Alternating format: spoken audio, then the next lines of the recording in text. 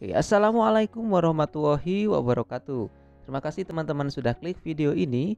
Sebelum kita lanjut ke videonya, mohon bantuannya untuk klik tombol subscribe, like dan juga share video ini biar bisa bermanfaat untuk kita semua. Oke, untuk kesempatan kali ini saya akan membahas soal P3K Guru, khususnya untuk soal wawancara.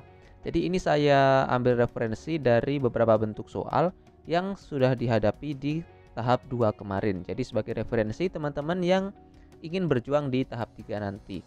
Oke, langsung saja kita ke contoh soal yang pertama. Yang pertama, pada suatu hari kamu diundang dalam suatu acara. Kamu diminta untuk menjadi pembawa acara. Saat hendak berangkat, mobil kamu mogok. Apa yang akan kamu lakukan? Apakah A. Meminta teman untuk mencari penggantinya?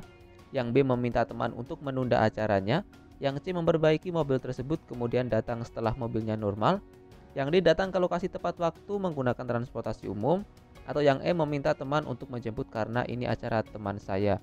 Oke, jadi dalam soal seperti ini kita diusahakan untuk mengambil tindakan yang dirasa tidak merugikan siapapun ya di sini, dan juga ini dituntut untuk kita bertanggung jawab dan juga berkomitmen. Jadi kalau untuk soal ini yang paling tepat yaitu yang D, datang ke lokasi tepat waktu menggunakan transportasi umum. Karena kendala mobil mogok itu kan ada kendala di kita, jadi kita tidak boleh membatalkan acara tersebut karena ini sudah di hari H. Jadi nggak mungkin kalau misalkan teman kita disuruh mencari pengganti, itu tidak mungkin ya.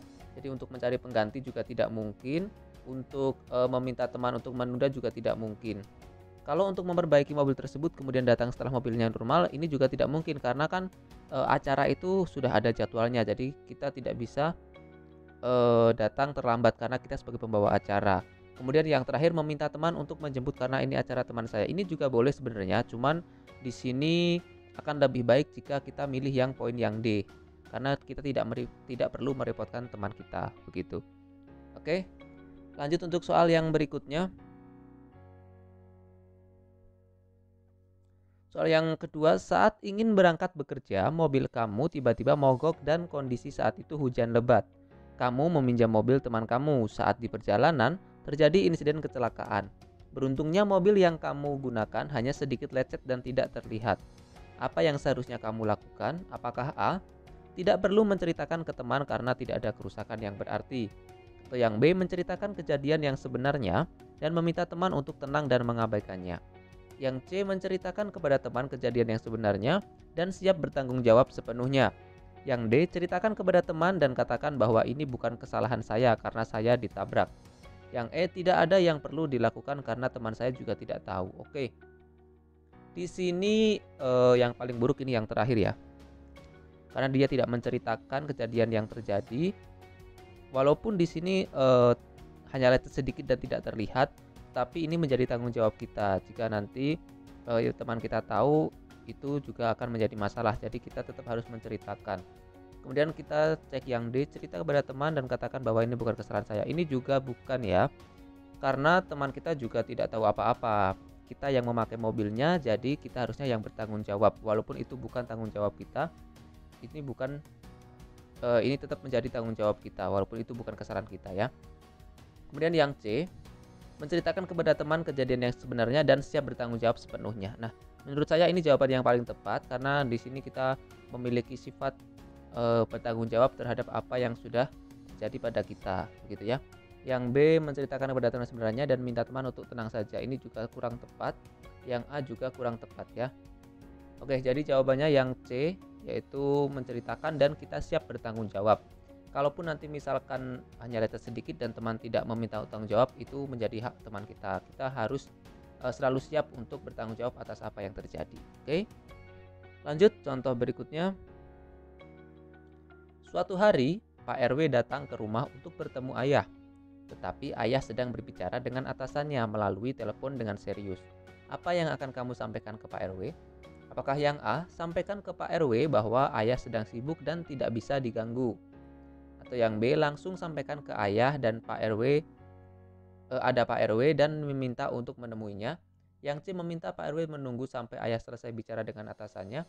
Yang C tunggu ayah selesai bicara kemudian sampaikan ada Pak RW. Yang D pura-pura tidak tahu jika ada tamu Pak RW. Oke, dari yang terakhir yang E pura-pura tidak tahu, ini jelas salah ya. Pura-pura tidak tahu tidak boleh. Kemudian yang A, sampaikan ke Pak RW bahwa ayah sedang sibuk dan tidak bisa terganggu. Ini juga kurang tepat karena kita belum tahu apakah ayah mau menerima Pak RW tamu tersebut atau tidak ya. Kemudian yang B, langsung sampaikan ke ayah dan Pak RW, ini juga kurang tepat karena kalau misalkan ada orang sedang berbicara, kita tidak boleh memotong pembicaraan ya. Yang C, meminta Pak RW menunggu sampai ayah selesai bicara. Ini menurut saya juga masih kurang tepat karena kita tidak tahu ayah nanti akan berbicara sampai kapan ya. Kalau tidak kita sampaikan dan nanti ayah juga tidak tahu kalau misalkan ada tamu. Yang C, tunggu ayah selesai bicara kemudian sampaikan ada Pak RW. Ini betul sekali. Jadi nanti ketika ayah sedang selesai berbicara kemudian kita sampaikan agar nanti ayah yang bisa memutuskan untuk langsung menemui atau bagaimana. Begitu. Oke. Jelas ya teman-teman. Kita lanjut contoh berikutnya. Oke, suatu hari kamu ditunjuk menjadi ketua panitia kegiatan Karang Taruna, tetapi kamu tidak mempunyai gambaran kegiatan tersebut. Apa yang akan kamu lakukan? Apakah yang A, langsung menerimanya karena saya pasti bisa melakukannya sendiri dengan baik? Yang B, menolaknya dengan halus karena saya tidak sedang sibuk di kantor?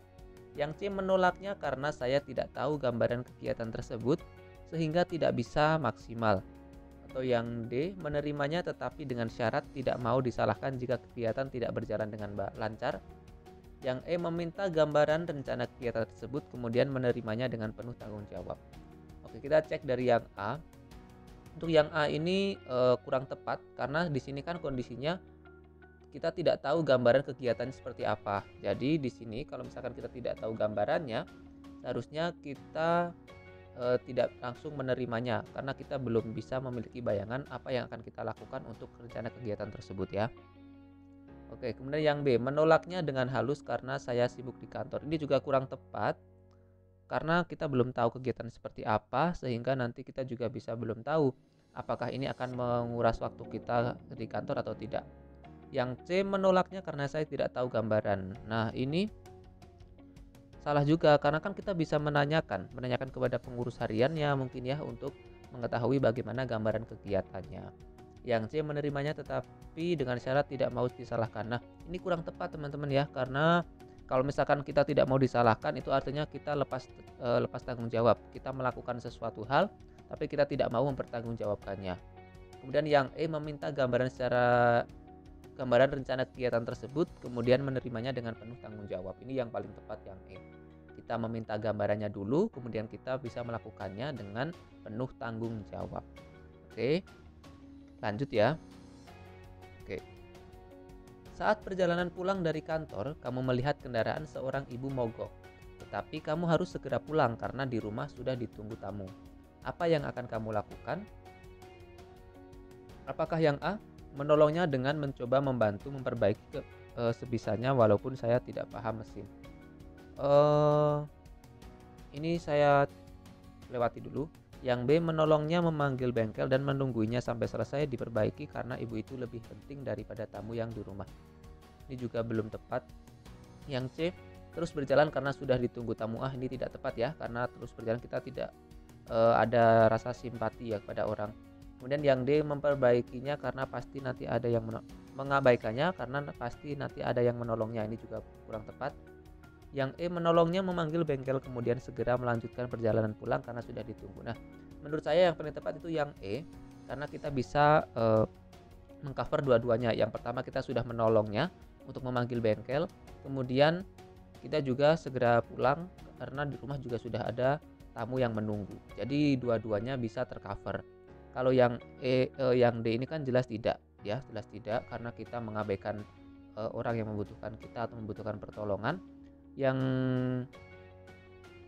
ini yang D, yang C juga kurang tepat ya. Kita memang sini sudah baik mendoakan ya, mendoakan semoga segera ada yang menolong. Tapi kita di sini terus berjalan jadi kita mengabaikan ya, termasuk mengabaikan juga. Ini juga kurang tepat. Yang B, menolong memanggil bengkel, tetapi ini ditunggui. Jadi yang di rumah kasihan ya, yang tamu menunggu. Kemudian yang E, menolong dengan mencoba memperbaiki walaupun tidak paham mesin. Kalau kita tidak paham mesin, ini akan membuang-buang waktu dan kita juga sudah ditunggu tamu di rumah. Jadi ini kurang tepat juga. Nah, jadi yang paling tepat yang E, menolongnya, memanggilkan bengkel, kemudian setelah itu kita langsung lanjutkan perjalanan. Oke. Begitu ya, teman-teman. Untuk pembahasan soalnya kira-kira itu untuk referensi teman-teman nanti menghadapi seleksi tahap 3. Saran saya ketika nanti mengerjakan soal wawancara, silahkan dipilih pilihan jawaban yang memang di situ paling sesuai menurut teman-teman ya, paling sesuai dan di situ memiliki tingkat yang paling baik dalam setiap respon yang diberikan, begitu ya. Oke, itu dia pembahasannya. Jika ada kekurangan mohon maaf. Mohon bantuannya untuk klik tombol subscribe, like, dan juga share biar bisa bermanfaat untuk kita semua. Wassalamualaikum warahmatullahi wabarakatuh.